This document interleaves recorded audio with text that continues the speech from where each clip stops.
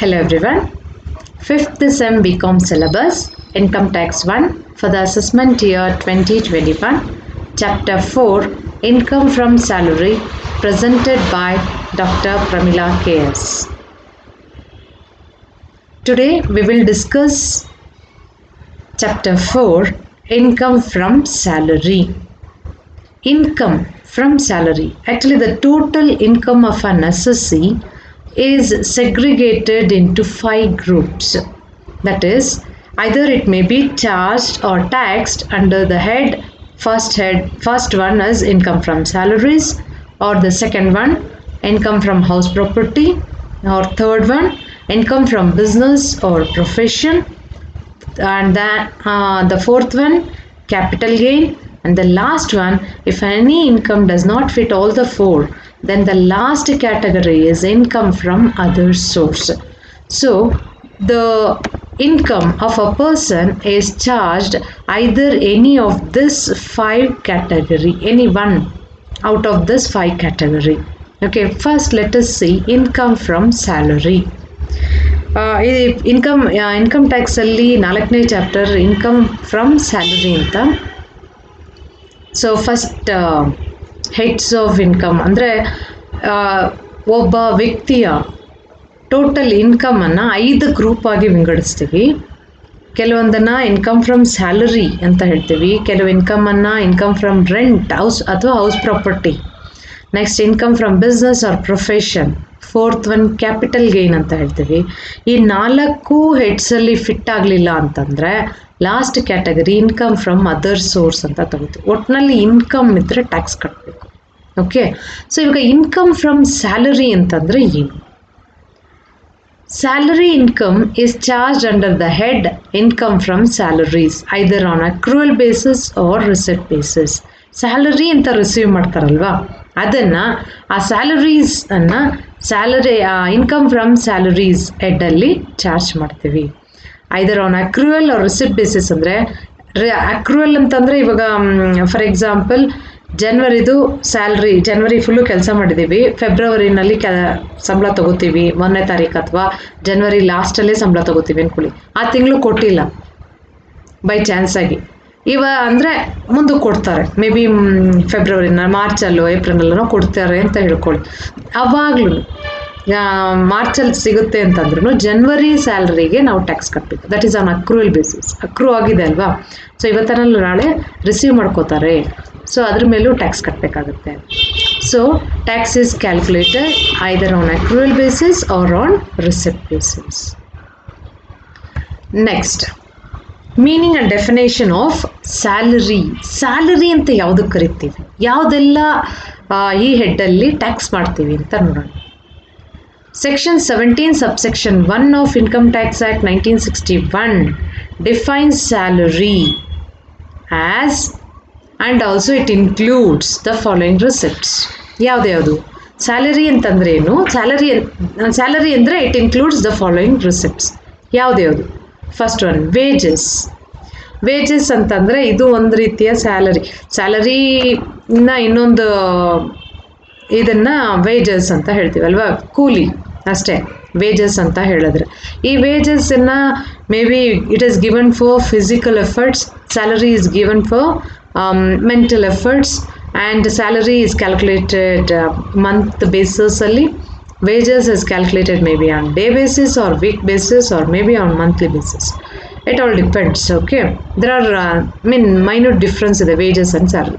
But ಇಲ್ಲಿ income tax ಪರ್ಪಸ್ಗೆ wages ಅಂದರೆ ಸ್ಯಾಲರೀಸೇ ಆಯಿತಾ, there is no difference. Next, any annuity R pension. Annuity ಅಂದರೆ ಏನು?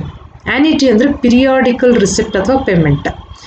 ಎವ್ರಿ ಮಂತ್ ರಿಸೀವ್ ಮಾಡೋದು, ಎವ್ರಿ 6 ಮಂತ್ಸ್ಗೆ ರಿಸೀವ್ ಮಾಡೋದು, ಅಥವಾ ಎವ್ರಿ ಫೋರ್ಟ್ನೈಟ್ 15 ಡೇಸ್ಗೆ ಒಂದ್ಸತಿ ರಿಸೀವ್ ಮಾಡಿದ್ರೆ ಅಥವಾ ಪೇ ಮಾಡಿದ್ರೆ ಅದನ್ನು ಆ್ಯನ್ಯುಟಿ ಅಂತ ಹೇಳ್ತೀವಿ. ಸೊ ಆ್ಯನ್ಯುಟೀಸ್ ಇರ್ಬೋದು ಅಥವಾ ಪೆನ್ಷನ್ ಅಂತ ಇರ್ಬೋದು, ಅದೆರಡೂ ಸ್ಯಾಲರಿನೇ ಆಗುತ್ತೆ. ನೆಕ್ಸ್ಟ್, ಎನಿ ಗ್ರ್ಯಾಚ್ಯುಟಿ ಅಂತ ರಿಟೈರ್ಮೆಂಟ್ ಟೈಮಲ್ಲಿ ರಿಸೀವ್ ಮಾಡ್ತಾರೆ ನೋಡಿ, ಅದನ್ನು ಸ್ಯಾಲರಿ ಆಗುತ್ತೆ. Next, any fees, commission, perquisites ಅಂದ್ರೆ ಏನು? Perquisites are benefits given for the official status. Perquisites ಇವಾಗೆಲ್ಲ ಕೆಲ್ಸಕ್ಕೆ ಹೋಗೋರನ್ನ ಕೇಳಿದ್ರೆ ಹೇಳ್ತಾರಲ್ವಾ, ವಾಟ್ ಈಸ್ ಯುವರ್ ಸ್ಯಾಲ್ರಿ ಅಂದರೆ 15K ಪ್ಲಸ್ ಪರ್ಕ್ಸ್ ಅಂತಾರೆ. 15,000 ಪ್ಲಸ್ ಪರ್ಕ್ಸ್ ಅಂತಂದರೆ ಏನೇನು ಪರ್ಕ್ಸ್ ಕೊಟ್ಟಿದ್ದಾರಪ್ಪ, ನಿಮ್ಗೆ ಪಿಕ್ ಆ್ಯಂಡ್ ಡ್ರಾಪ್ ಇರ್ಬೋದು, ಊಟದ ಫೆಸಿಲಿಟಿ ಇರ್ಬೋದು, ಅಥವಾ ಕಾರ್ ಕೊಟ್ಟಿರ್ಬೋದು. So it all depends. So perquisites ಅಂತ ಹೇಳ್ತೀವಿ. ಅಥವಾ profits in lieu of or in addition to salary. ಕೆಲವೊಂದು ಸತಿ ಸ್ಯಾಲ್ರಿ ಅಂತ ಕೊಡೋಲ್ಲ, ಕೆಲವೊಂದು ಸತಿ ಪ್ರಾಫಿಟ್ಸ್ ಆಗಿ ಕೊಡ್ತಾರೆ. ಓಕೆ, ಕೆಲವೊಂದು ಮ್ಯಾನೇಜರಿಯಲ್ ಡೈರೆಕ್ಟ್ ಲೆವೆಲಲ್ಲಿರೋವಂಥವ್ರಿಗೆಲ್ಲ ಯೂಶಲಾಗಿ ಸ್ಯಾಲರಿ ಅನ್ನೋದಕ್ಕೆ ಬದಲಾಗಿ ಪ್ರಾಫಿಟಲ್ಲಿ ಪರ್ಸೆಂಟೇಜ್ ಕೊಡ್ತಾರೆ. Profit in lieu of salary ಅಂತ ಅವಾಗ. ಓಕೆ, ಅಥವಾ ಸಮ್ಟೈಮ್ಸ್ ಇನ್ ಅಡಿಷನ್ ಟು ಸ್ಯಾಲರಿನೂ ಕೊಡಬಹುದು. ಸೊ ಅದೂ ಸ್ಯಾಲರಿ ಅಂತ ತಗೋತೀವಿ. Or then in any advance ಸ್ಯಾಲರಿನ ಅಡ್ವಾನ್ಸಲ್ಲಿ ತೊಗೊಬಿಡೋದು. ಏಪ್ರಿಲ್ ಸ್ಯಾಲರಿನ ಮಾರ್ಚಲ್ಲೇ ತೊಗೊಬಿಡೋದು ಅಥವಾ ಫೆಬ್ರವರಿಯಲ್ಲೇ ತೊಗೊಬಿಡೋದು, ಇದು ಅಡ್ವಾನ್ಸ್ ಸ್ಯಾಲರಿ. ಅದನ್ನು ಸ್ಯಾಲರಿ ಅಂತ ಟ್ರೀಟ್ ಮಾಡ್ತೇವೆ. And salary includes leave encashment or salary in lieu of salary. Salary in lieu of leave. Okay, so that is leave encashment ಅಂತಂದ್ರೇನು? ಕೆಲವೊಂದು ವಿಧವಾದ ಲೀವ್ಸ್ ಇರುತ್ತೆ. ಹೇಳಬೇಕು ಅಂತಂದರೆ ಇವಾಗ ನಿಮಗೆ ಸಿಂಪಲ್ಲಾಗಿ ಒಂದು 2-3 ವಿಧ ಹೇಳ್ತೀನಿ ನೋಡಿ. ಕ್ಯಾಶುಯಲ್ ಲೀವ್ ಹೇಳ್ತಾರೆ, ರಿಸ್ಟ್ರಿಕ್ಟೆಡ್ ಹಾಲಿಡೇಸ್ ಅಂತ ಹೇಳ್ತಾರೆ, ಇನ್ನು ಒಂದು ಅರ್ನ್ಡ್ ಲೀವ್ ಅಂತ ಹೇಳ್ತಾರೆ. ಕ್ಯಾಶುಯಲ್ ಲೀವ್ಸ್ ಅಂತಂದರೆ ಯೂಶಲ್ ಆಗಿ 1 ವರ್ಷಕ್ಕೆ 15 CLs ಕೊಟ್ಟಿರ್ತಾರೆ. ಈ 15 CLಲ್ಲಿ ಯಾವುದಾದ್ರೂ ಒಬ್ಬ ವ್ಯಕ್ತಿ ಒಂದು 10 CL ತೊಗೊಂಡಿದ್ದಾರೆ, ಇನ್ನು 5 ಉಳಿದಿದೆ ಅಂದರೆ 5ನ್ನ ಕ್ಯಾರಿ ಮಾಡೋಕ್ಕಾಗಲ್ಲ. ಡಿಸೆಂಬರಲ್ಲಿ ಮುಗಿದೋಗುತ್ತೆ, ಅದು ಲ್ಯಾಪ್ಸ್ ಆಗುತ್ತೆ. ಅದೇ ಸರಿ ನಾನು ತೊಗೊಂಡಿಲ್ಲ 5 ಲೀವ್ಗೆ ನನಗೆ ದುಡ್ಡು ಕೊಡಿ ಅಂತ ಕೇಳಲಿಕ್ಕೂ ಬರಲ್ಲ. ಓಕೆ, ಇನ್ನು 2 RH, 1 ವರ್ಷಕ್ಕೆ 2 RH ಕೊಟ್ಟಿರ್ತಾರೆ, ರಿಸ್ಟ್ರಿಕ್ಟೆಡ್ ಹಾಲಿಡೇಸ್ ಅಂತ ಹೇಳಿ. ಇದನ್ನು ಯಾವಾಗ ತೊಗೋಬೋದು ಅಂದರೆ ಯಾವುದಾದ್ರೂ ಹಾಲಿಡೇಸಲ್ಲಿ ಕ್ಯಾಲೆಂಡ್ರಲ್ಲಿ RH ತೊಗೊಳೋದಕ್ಕೆ ಅಂತಲೇ ಹೇಳಿ ಪ್ರೊವಿಷನ್ ಇರುತ್ತೆ. ಸೊ ಅವಾಗ ಮಾತ್ರ ಈ RHನ ತೊಗೊಳ್ಬೇಕು. ಇದೂ ಅಷ್ಟೇ, ಕ್ಯಾರಿ ಆಗಲ್ಲ, ಲ್ಯಾಪ್ಸ್ ಆಗುತ್ತೆ, ಇದಕ್ಕೆ ದುಡ್ಡು ತೊಗೊಳಕ್ಕಾಗಲ್ಲ. ಇನ್ನೂ ಹಾಫ್ CL ಎಲ್ಲ ಇರುತ್ತೆ, 1-2 ಮಾತ್ರ ನೋಡಿ. ನೆಕ್ಸ್ಟು ಇದು ಲೀವ್ ಅರ್ನ್ಡ್ ಲೀವ್ ಅಂತ, EL ಅರ್ನ್ಡ್ ಲೀವ್ ಅಂತ ಇದ್ರ ಹೆಸರು. ಇದು ಏನಪ್ಪ ರೂಲ್ಸ್ ಅಂತಂದರೆ ಯೂಶಲ್ ಆಗಿ ಇದು ಡಿಪೆಂಡ್ ಆಗುತ್ತೆ. ಕೆಲವರಿಗೆ 1 ವರ್ಷಕ್ಕೆ 10 ಇದೆ, ಕೆಲವರಿಗೆ 30 ಇರುತ್ತೆ. ಸೊ ಇವಾಗ 10 ಅಂತಲೇ ತೊಗೊಳ್ಳಿ, 1 ವರ್ಷಕ್ಕೆ 10 ಇದೆ. 1 ವರ್ಷದಲ್ಲಿ ಒಂದೂ ತೊಗೊಂಡಿಲ್ಲ ಅಂದರೆ ಅದು ಹಂಗೆ ನೆಕ್ಸ್ಟ್ ಇಯರ್ ಕ್ಯಾರಿ ಮಾಡ್ಕೋಬೋದು. ನೆಕ್ಸ್ಟ್ ಇಯರ್ ಬಂದಾಗ 20 ಆಗಿಬಿಡುತ್ತೆ. ಈ ವರ್ಷದತ್ತು ಮತ್ತು ನೆಕ್ಸ್ಟ್ ಇಯರ್ದತ್ತು. ಸರಿ, ಇದು ನಮ್ಮ ಸರ್ವೀಸ್ ಪೀರಿಯಡಲ್ಲಿ ನಾವು ತೊಗೊಳ್ಳೇ ಇಲ್ಲ ಅಂತಂದ್ರೂ ನಾವು ಅದನ್ನು ಎನ್ಕ್ಯಾಶ್ ಮಾಡ್ಕೋಬೋದು. ನನಗಿಷ್ಟು ರಜೆಗೆ ನನಗಿಷ್ಟು ಸ್ಯಾಲ್ರಿ ಕೊಟ್ಬಿಡಿ. ಇವಾಗ 30 ದಿನ ರಜೆ ಸೇರಿಸ್ಕೊಂಡು ಸರ್ವೀಸ್ ಮುಗಿದ್ಮೇಲೆ ಅಂತಲ್ಲ, ಸರ್ವೀಸ್ ಪೀರಿಯಡಲ್ಲೂ ತೊಗೋಬೋದು. 30 ದಿನಕ್ಕೆ 1 ತಿಂಗಳು ಸಂಬಳ ಕೊಟ್ಬಿಡಿ ಅಂತ ನಾವು ತೊಗೋಬೋದು. This is earned leave. So ಈ ಥರ ಅರ್ನ್ಡ್ ಲೀವನ್ನು ಎನ್ಕ್ಯಾಶ್ ಮಾಡಿಕೊಂಡ್ರೆ ಅದನ್ನು ಸ್ಯಾಲರಿ ಅಂತ ಹೇಳ್ತೀವಿ. Next annual accretion to the credit balance of employee recognized provident fund to the extent it is taxable. Employees provident fund ಅದರಲ್ಲೂ recognized RPF ಅಲ್ಲಿ ಹಾಕಿ to the extent taxable ಲಿಮಿಟಿಗೆ ಬಂದರೆ that is salary. Next, transferred balance of unrecognized provident fund to the balance of recognized provident fund to the extent it is taxable. URPF unrecognised provident ಫಂಡನ್ನು recognised provident ಫಂಡಲ್ಲಿ convert ಮಾಡಿ ಆವಾಗ ಅಲ್ಲಿ taxable ಲಿಮಿಟಿಗೆ ಬಂದಾಗ that is also salary. Next, the contribution made by the central government to the account of an employee under pension scheme referred to in section 80 CCD. Pension and contribution central government contribution ಏನಾದರೂ ಮಾಡಿ employees pension ಸ್ಕೀಮ್ಗೆ 80 CCD NPS new pension scheme ಅಂತೆಲ್ಲ ಮಾಡಿದ್ದಾರೆ. So ಅದರಲ್ಲಿ contribution ಮಾಡೋದನ್ನು that is also counted as salary. So salary ಅಂದರೆ ಇದೆಲ್ಲನೂ salary ಆಗುತ್ತೆ.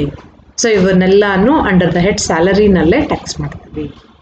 ಇದನ್ನು ಪ್ರಾಬ್ಲಮ್ ಮಾಡಬೇಕಂದ್ರೆ ಇನ್ನೂ ನಿಮಗೆ ಕ್ಲಿಯರ್ ಆಗಿ ಅರ್ಥ ಆಗುತ್ತೆ. ಕೆಲವೊಂದು ಫೀಚರ್ಸ್ ನೋಡೋಣ, ಏನು ಗುಣಲಕ್ಷಣಗಳಿರಬೇಕು ಸ್ಯಾಲರಿ ಅಂತ ಅನ್ನಿಸ್ಕೊಳ್ಳೋದಕ್ಕೆ. What are the features? First one, there must be employer employee relationship. Any payment will be salaries only if there is a relationship of employer and employee between payer and payee.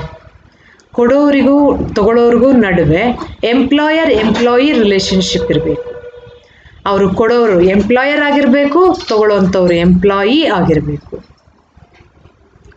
Okay, that is one feature, one characteristics. Next, salary from more than one employer. If an individual receives salary from more than one employer due to part-time job or change of job during the same previous year, it will be taxed under salaries. ಇವಾಗ for example ಏನಾಗುತ್ತೆ, ಒಬ್ಬರು ಒಂದು ಕಡೆ ಬಿಟ್ಟು ಕೆಲಸನ ಇನ್ನೊಂದು ಕಡೆಗೆ ಹೋಗಿ ಜಾಯ್ನ್ ಆಗ್ತಾರೆ. ಸೊ ಅವಾಗ ಎರಡೆರಡು ಎಂಪ್ಲಾಯರ್ ಆಗಿರ್ತಾರೆ, ಎರಡೂ ಕಡೆಯಿಂದ ತಗೊಳ್ಳುವಂಥ ಸ್ಯಾಲ್ರಿನೂ ಸ್ಯಾಲ್ರಿ ಹೆಡ್ಡಲ್ಲೇ ಚಾರ್ಜ್ ಮಾಡ್ತೀವಿ. ಅಥವಾ ಕೆಲವರು ಎರಡೆರಡು ಕಡೆ ಕೆಲಸ ಮಾಡ್ತಾರೆ, ಒಂದು ಕಡೆ ಕೆಲಸ ಮಾಡಿ ಇನ್ನೊಂದು ಕಡೆ ಪಾರ್ಟ್ ಟೈಮ್ ಅಂತ ಹೇಳ್ಬಿಟ್ಟು ಇನ್ನೊಂದು ಕಡೆ ಕೆಲಸ ಮಾಡ್ತಾರೆ. ಅವಾಗಲೂ ಅಷ್ಟೇ ಎರಡೂ ಕಡೆ ತಗೊಳ್ಳುವಂಥ ಸ್ಯಾಲ್ರಿನ ಸ್ಯಾಲ್ರಿ ಹೆಡ್ಡಲ್ಲೇ ಟ್ಯಾಕ್ಸ್ ಮಾಡ್ತೀವಿ. Next, salary from present, past and prospective employer. ಯಾರು ಬೇಕಾದರೂ ಆಗಿರ್ಬೋದು. ಪ್ರೆಸೆಂಟ್ ಎಂಪ್ಲಾಯರ್, ಪಾಸ್ಟ್ ಹಳೆ ಎಂಪ್ಲಾಯರ್, ಅಥವಾ ಮುಂದೆ ಫ್ಯೂಚರಲ್ಲಿ ಇವರು ಆಗ್ತೀನಿ ಅಂತ ಹೇಳ್ಬಿಟ್ಟು ಇವಾಗ ನಮ್ಗೆ ಸ್ಯಾಲ್ರಿ ಕೊಟ್ಬಿಟ್ಟಿದ್ದಾರೆ, ನೆಕ್ಸ್ಟ್ ಮಂತ್ ನಮ್ಮ ಹತ್ರ ಬಂದು ಕೆಲಸ ಮಾಡಿ ಅಂತ ಹೇಳ್ಬಿಟ್ಟು ಯಾರು ಬೇಕಾದರೂ ಆಗಿರ್ಬೋದು. ಸ್ಯಾಲರಿ ಅಂತ ರಿಸೀವ್ ಮಾಡಿಕೊಟ್ರೆ that is taxable, that is salary ಅಂತಾನೆ ತಗೊಳ್ತೀವಿ. Next, tax free salary. Tax free salary ಅಂದ್ರೇನು? ಈ ಸ್ಯಾಲ್ರಿಗೆ ಟ್ಯಾಕ್ಸ್ ಕಟ್ಟಂಗಿಲ್ಲ ಅಂತನಾ? ಈ ಆ್ಯಕ್ಚುಲಿ ಟ್ಯಾಕ್ಸ್ ಫ್ರೀ ಸ್ಯಾಲರಿ ಅಂದರೆ ಇವ್ರು ಕಟ್ಟಬೇಕಾಗಿರುವಂಥ, ಎಂಪ್ಲಾಯಿ ಕಟ್ಟಬೇಕಾಗಿರುವಂಥ ಸ್ಯಾಲರಿನ ಎಂಪ್ಲಾಯರ್ ಇವ್ರ ಪರವಾಗಿ ಕಟ್ಟಿರ್ತಾರೆ. ಅದನ್ನೇ ಟ್ಯಾಕ್ಸ್ ಫ್ರೀ ಸ್ಯಾಲರಿ ಅಂತ ಹೇಳ್ತೀವಿ. ಫಾರ್ ಎಕ್ಸಾಂಪಲ್, ಇವಾಗ ನನ್ನ ಸ್ಯಾಲ್ರಿ ಇದೆ, ನನ್ನ ಸ್ಯಾಲ್ರಿ ಎಷ್ಟು 10,000 ರೂಪಾಯಿ ಇದೆ ಅಂದ್ಕೊಡಿ. ಈ 10,000 ರೂಪಾಯಿ ಮೇಲೆ ನಾನೊಂದು 500 ರೂಪಾಯಿ ಸ್ಯಾಲ್ರಿ ಟ್ಯಾಕ್ಸ್ ಕಟ್ಟಬೇಕು ಅಂತ ತಿಳ್ಕೊಳ್ಳಿ. ಅವ್ರೇನು ಮಾಡ್ತಾರೆ, ನನಗೆ 10,000 ಫುಲ್ಲು ಕೊಟ್ಬಿಟ್ಟು ನನ್ನ ಎಂಪ್ಲಾಯರ್ 500 ರೂಪಾಯಿ ಟ್ಯಾಕ್ಸ್ ಕಟ್ಬಿಡ್ತಾರೆ. ಸೊ ಇವಾಗ ನನ್ನ ಆ್ಯಕ್ಚುಯಲ್ ಸ್ಯಾಲ್ರಿ ಎಷ್ಟು ಅಂದರೆ 10,500. ಯಾಕಂದರೆ 10,000 ರೂಪಾಯಿ ನಂದಿದು, ನನ್ನ ಪರವಾಗಿ ಅವ್ರು ಟ್ಯಾಕ್ಸ್ ಕಟ್ಟಿಸೋದ್ರಿಂದ 500 ರೂಪಾಯಿನೂ ಇಲ್ಲಿಗೆ ಬೀಳುತ್ತೆ. ಸೊ 10,500 ರೂಪಾಯಿ ಆ್ಯಕ್ಚುಯಲ್ ಸ್ಯಾಲ್ರಿ ಆಗುತ್ತೆ. Okay, so tax free salary ಅಂತ ಅದನ್ನು ಹೇಳ್ತೀವಿ. Next, pension is also salary. Pension received by the employee after retirement is also salary. ಅದನ್ನು ಟ್ಯಾಕ್ಸ್ ಮಾಡ್ತೀವಿ. Next, salary and professional income. ಇದು ಹೆಂಗೆ ಅಂತಂದರೆ, ಇವಾಗ ಪ್ರೊಫೆಷ್ನಲಿಸ್ಟ್ ಫಾರ್ ಎಕ್ಸಾಂಪಲ್ ಏನೋ ಒಬ್ಬರು ಡಾಕ್ಟರ್ ಇರ್ತಾರೆ, ಅವ್ರೇನು ಮಾಡ್ತಾರೆ, ಅವರು ಕ್ಲಿನಿಕ್ ಇಟ್ಕೊಳುತ್ತೆ, ಯಾರೋ ಬೇರೆಯವ್ರ ಹತ್ರ ಬೇರೆ ಕ್ಲಿನಿಕಲ್ಲಿ ಹೋಗ್ಬಿಟ್ಟು ಸ್ಯಾಲ್ರಿಗೋಸ್ಕರ ಕೆಲಸ ಮಾಡ್ತಾಯಿದ್ದಾರೆ. ಇವಾಗ ಅವ್ರು ತೊಗೊಳ್ಳುವಂಥ ಫೀಸ್ ಇರುತ್ತಲ್ವ, ಅಂದರೆ ಅವರು ಆ್ಯಕ್ಚುಲಿ ಸ್ಯಾಲ್ರಿ ತೊಗೊತಾ ಇರ್ತಾರೆ, ಅವ್ರು ಫೀಸ್ ತೊಗೊಳ್ಳಲ್ಲ. ಫೀಸ್ ಅವ್ರಿಗೆ ತೆಗೆದ್ಬಿಟ್ಟು ಅವ್ರಿಗೆ ಎಂಪ್ಲಾಯರ್ ಕೊಟ್ಬಿಡ್ತಾರೆ. ಇವ್ರಿಗೆ ಮಂತ್ಲಿ ಇಷ್ಟು ಅಂತ ಫಿಕ್ಸ್ ಆಗಿಬಿಟ್ಟಿರುತ್ತೆ, ಅಷ್ಟು ಇವ್ರಿಗೆ ತೊಗೊತಾರೆ. ಸೊ ಇವಾಗ ಅದನ್ನೇನು ಮಾಡ್ತೀವಿ, ಸ್ಯಾಲ್ರಿ ಅಡಿನಲ್ಲೇ ಟ್ಯಾಕ್ಸ್ ಮಾಡ್ತೀವಿ. ಪ್ರೊಫೆಷ್ನಲಿಸ್ಟ್ ಆಗಿದ್ರೂ is receiving salary, so that is taxed under income from salaries. Next, accrual or receipt basis. ಫಸ್ಟೇ ಹೇಳಿದೆ, ಅಕ್ರೂಯಲ್ ಬೇಸಿಸಲ್ಲೂ ಇದ್ರೂ ಟ್ಯಾಕ್ಸ್ ಮಾಡ್ತೀವಿ, ರಿಸಿಪ್ಟ್ ಆಗಿದ್ರೂ ಟ್ಯಾಕ್ಸ್ ಮಾಡ್ತೀವಿ. ನೆಕ್ಸ್ಟ್ ಮಂತ್ ಬರುತ್ತೆ ಅಂತಂದ್ರೂ ಓಕೆ ಅಕ್ರೂ ಆಗಿದೆ ಈಗ, ಓಕೆ ಬಂದಿದೆ ಬಟ್ ಇನ್ನೂ ರಿಸೀವ್ ಆಗಿಲ್ಲ. ಫೆಬ್ರವರಿನಲ್ಲಿ ಇವಾಗ ನವೆಂಬರಲ್ಲಿ ಕೆಲಸ ಮಾಡ್ತಾ ಇದ್ದೀವಿ, 30ನೇ ತಾರೀಕು ಬಂದು ನವೆಂಬರ್ 30ಕ್ಕೆ ಬಂದಿದ್ದ ತಕ್ಷಣ ಸ್ಯಾಲ್ರಿ ಅಕ್ರೂ ಆಗುತ್ತೆ. ಸೊ ಬೈ ಚಾನ್ಸ್ ಆಗಿ ಏನೋ ಪ್ರಾಬ್ಲಮ್ ಆಯಿತು, ಕೊಟ್ಟಿಲ್ಲ. ಓಕೆ, ಸೊ ಈ ಕೋವಿಡ್ ಪೀರಿಯಡಲ್ಲೆಲ್ಲ ಸ್ವಲ್ಪ ಪ್ರಾಬ್ಲಮ್ ಆಯಿತು ಅಂತ ಒಂದು 15 ದಿನ ತಳ್ಳಿದ್ದೆವು. 15 ದಿನ ತಳ್ಳಿದ್ರೂ ಅದಕ್ಕೆ ನಾವಲ್ಲಿ we are taxable. Okay, because accrued, that amount is accrued, so that is eligible, that is liable for tax. Next, place of accrual. Salary is supposed to accrue at a place where service is rendered. For example, an Indian citizen who is a government employee and is serving outside India, the salary received by him will be treated as Indian income, though the service is rendered outside India. For example ಏನಾಗ್ಬೋದು, so ಇಂಡಿಯಾನಲ್ಲಿಂದ ಯಾರೋ ಒಬ್ಬರು ambassador ಆಗಿ ಅಮೆರಿಕಾನಲ್ಲಿ ಇದ್ದಾರೆ ಅಂತ ತಿಳ್ಕೊಳ್ಳಿ. ಅವರು service ಎಲ್ಲಿ ಮಾಡ್ತಾ ಇದ್ದಾರೆ ಅಂದರೆ ಅಮೆರಿಕಾನಲ್ಲಿ, ಬಟ್ ಈ ಈಸ್ ಅನ್ ಇಂಡಿಯನ್ ಎಂಬಸಿ. ಅವರು ಇಂಡಿಯಾಯಿಂದ ಇವ್ರಿಗೆ ಸ್ಯಾಲ್ರಿ ಯಾರು ಪೇ ಮಾಡ್ತಾರೆ ಅಂದರೆ India pay. Indian government is paying the salary, so this is Indian income. ಇವ್ರು ಇಲ್ಲಿ tax ಕಟ್ಟಬೇಕಾಗತ್ತೆ. Next, advance and arrears of salary. The amount received as advance salary or arrears of salary is taxable in the year in which it is received. Advance salary for example next year salary ನಾವು ಈ ವರ್ಷನೇ ತೊಗೊಂಡ್ಬಿಟ್ರೆ ಈ ವರ್ಷನೇ ನಾವು tax ಕಟ್ಟಬೇಕು, next year ಕಟ್ಟೋದಲ್ಲ. ಯಾವಾಗ receive ಮಾಡ್ಕೋತೀವಿ ಆವಾಗಲೇ ಕಟ್ಟಬೇಕು. ಅದೇ ಅರಿಯರ್ಸ್ ಹಳೇದು 2015 ಯಾವಾಗಲೂ 2020 ತೊಗೊತಾ ಇದ್ದೀವಿ. 2015 ಸ್ಯಾಲ್ರಿ ಕೊಟ್ಟಿಲ್ಲ ಅವಾಗ ಸದ್ಯಕ್ಕೆ, ಸೊ ಇವಾಗ ತೊಗೊತಾ ಇದ್ದೀವಿ ಅಂದರೆ ನಾವು ಇವಾಗ ಸ್ಯಾಲ್ರಿ ಟ್ಯಾಕ್ಸ್ ಕಟ್ಟಬೇಕು, 2020 ಟ್ಯಾಕ್ಸ್ ಕಟ್ಟಬೇಕು. ಓಕೆ, ಸೊ ಅರಿಯರ್ಸ್ ಅಥವಾ ಅಡ್ವಾನ್ಸ್ ಇತ್ತು ಅಂದರೆ ಯಾವಾಗ ಅದನ್ನು ರಿಸೀವ್ ಮಾಡ್ಕೋತೀವೋ ಆ ಸಮಯಕ್ಕೆ ಅದನ್ನು ಟ್ಯಾಕ್ಸ್ ಕಟ್ಟಬೇಕು. Okay, next basis of chargeability. ಆವಾಗಲೇ ನಾನು ಹೇಳಿದೆ ಟೋಟಲ್ ಇನ್ಕಮನ್ನು 5 ಹೆಡ್ಸಲ್ಲಿ ಯಾವುದಾದ್ರೂ ಒಂದು ಹೆಡ್ಸಲ್ಲಿ ಟ್ಯಾಕ್ಸ್ ಮಾಡ್ತೀವಿ. ಈ ಯಾವುದಾದ್ರೂ ಹೆಡ್ಸ್ ಅಂತ ತೀರ್ಮಾನ ಮಾಡೋದು ಹೇಗೆ? ಎಲ್ಲದಕ್ಕೂ ರೂಲ್ಸ್ ಇರುತ್ತೆ. ಓಕೆ, ಇವಾಗ ನಾನು ಯಾವುದೇ ಒಂದು ಇನ್ಕಮ್ ಫ್ರಮ್ ಸ್ಯಾಲರಿ ಅಡಿನಲ್ಲಿ ಟ್ಯಾಕ್ಸ್ ಮಾಡ್ತೀನಿ ಅಂತಂದರೆ ದೇರ್ ಆರ್ ಸರ್ಟನ್ ರೂಲ್ಸ್. ಆ ರೂಲ್ಸ್ ಫುಲ್ಫಿಲ್ ಆಗಲಿಲ್ಲ ಅಂದರೆ ಖಂಡಿತ ನಾನು ಈ ಇನ್ಕಮ್ ಫ್ರಮ್ ಸ್ಯಾಲ್ರಿ ಇನ್ಕಮಲ್ಲಿ ಟ್ಯಾಕ್ಸ್ ಮಾಡಲಿಕ್ಕಾಗಲ್ಲ. ಯಾವುದೂ ಫಿಟ್ ಆಗಲಿಲ್ಲ ಅಂದರೆ ಇನ್ಕಮ್ ಫ್ರಮ್ ಅದರ್ ಸೋರ್ಸಲ್ಲಿ ಟ್ಯಾಕ್ಸ್ ಮಾಡ್ತೀವಿ ಬಿಡಿ, ಬಟ್ ಇಲ್ಲಿ ಟ್ಯಾಕ್ಸ್ ಮಾಡಬೇಕು ಅಂದರೆ there are some rules. So ಆ ರೂಲ್ಸ್ ಯಾವುದು ಅಂತ ನೋಡೋಣ. Basis of chargeability. An income can be taxed under the head income from salaries if the following conditions are satisfied. First one, the relationship between payer and payee should be that of master and servant. Master and servant relationship or employer and employee relationship. ಇಲ್ಲಿ ಹೇಗಿರಬೇಕು? Pair ಮತ್ತು Peyi, salary ಕೊಡೋರಿಗೆ ಮತ್ತು ತಗೊಳ್ಳೋರಿಗೆ relationship ಹೇಗಿರಬೇಕು ಅಂತಂದರೆ master and servant ಅಥವಾ employer and employee relationship ಇರಬೇಕು. Okay, for example remuneration received by A lecturer from A college is taxable under the head income from salary. ಯಾವುದೋ ಒಂದು ಕಾಲೇಜಲ್ಲಿ ಕೆಲಸ ಮಾಡ್ತಿದ್ದಾರೆ ಅಂತಂದರೆ ಆವಾಗ ಅಲ್ಲಿ ರಿಲೇಷನ್ಶಿಪ್ ಏನಾಗುತ್ತೆ, ಆ ಕಾಲೇಜ್ ಪ್ರಿನ್ಸಿಪಲ್ ಅಥವಾ may be the owner will be the employer. ಇವರು ಕೆಲಸ ಮಾಡೋವಂಥವ್ರು ಎಂಪ್ಲಾಯಿ, ಅಲ್ಲಿ ಎಂಪ್ಲಾಯರ್ ಎಂಪ್ಲಾಯಿ ರಿಲೇಷನ್ಶಿಪ್ ಬಂತು. ಓಕೆ, ಸೊ ಅವರಿಗೆ ಅಲ್ಲೇನಾಯಿತು, ಅದನ್ನು ನಾವು ಸ್ಯಾಲರಿ ಅಂತ ತೊಗೊಂಡು ಸ್ಯಾಲರಿ ಅಡಿನಲ್ಲಿ ಟ್ಯಾಕ್ಸ್ ಮಾಡ್ತೀವಿ. ಅದೇ ಯೂನಿವರ್ಸಿಟಿನಲ್ಲಿ ಪ್ರೊಫೆಸರ್ ಆಗಿ ಕೆಲಸ ಮಾಡ್ತಿದ್ರೆ ಅಲ್ಲಿ ಮಾಸ್ಟರ್ ಯಾರು? Who is the employer? ಅಲ್ಲಿ ನಾವು ಗೌರ್ಮೆಂಟ್ ಅಂತ ಬಂದಾಗ ಈವನ್ MLA MLC ಇವ್ರಿಗೆಲ್ಲ ಸ್ಯಾಲ್ರಿ ರಿಸೀವ್ ಮಾಡ್ತಾಗ ಅವ್ರದ್ದು ಹಾಗೆ ಆಗುತ್ತೆ. ಅಲ್ಲೂ ಅಷ್ಟೇ ಎಂಪ್ಲಾಯರ್ ಎಂಪ್ಲಾಯಿ ರಿಲೇಷನ್ಶಿಪ್ ಬರಲ್ಲ. ಓಕೆ, ಸೊ ಹಂಗಾಗಿ ನಾವಲ್ಲೇನು ಮಾಡ್ತೀವಿ ಅಂತಂದರೆ that is taxed under other ಸೋರ್ಸಸಲ್ಲಿ ಟ್ಯಾಕ್ಸ್ ಮಾಡ್ತೀವಿ, ಇಲ್ಲಿ ಟ್ಯಾಕ್ಸ್ ಮಾಡೋಕ್ಕೆ ಹೋಗಲ್ಲ ಅಲ್ಲಿ, ಯಾಕಂದರೆ ರಿಲೇಷನ್ಶಿಪ್ ಬರ್ತಾ ಇಲ್ಲ, ಎಂಪ್ಲಾಯರ್ ಎಂಪ್ಲಾಯಿ ರಿಲೇಷನ್ಶಿಪ್ ಬರಲ್ಲ. So professor who is working in an university, that income, the person receives whatever the salary received by that person cannot be taxed under income from salaries. Instead, that is taxed under income from other sources. Okay, the salary received by a professor in a college can be taxed under the head income from salaries. Because ಅಲ್ಲಿ relationship ಇರುತ್ತೆ, employer employee relationship ಇರುತ್ತೆ. ಅದೇ ಯೂನಿವರ್ಸಿಟಿನಲ್ಲಿ ಆ relationship ಇರಲ್ಲ.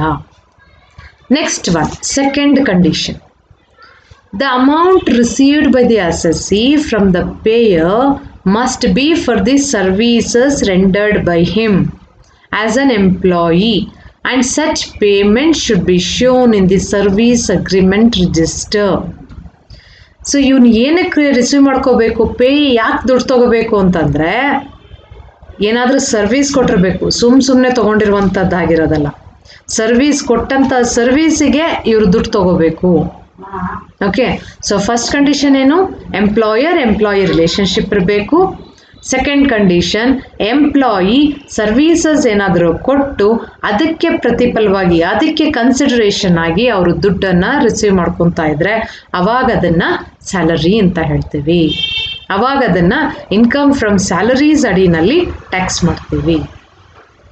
Okay okay, so ಇವತ್ತಿನ ಸ್ಲೈಡ್ಸಲ್ಲಿ income from salaries ಅಂದರೆ ಏನು, ಅದಕ್ಕೆ ಕಂಡೀಷನ್ಸ್ ಏನು, ಇನ್ಕಮ್ ಫ್ರಮ್ ಸ್ಯಾಲರೀಸ್ನಲ್ಲಿ ಟ್ಯಾಕ್ಸ್ ಮಾಡೋದಕ್ಕೆ ಏನೇನು ಕಂಡೀಷನ್ಸ್ ಇದೆ ಮತ್ತು ಅದರ ಫೀಚರ್ಸ್ ಏನೇನಿದೆ ಅಂತ ನೋಡೋದು. Okay, thank you.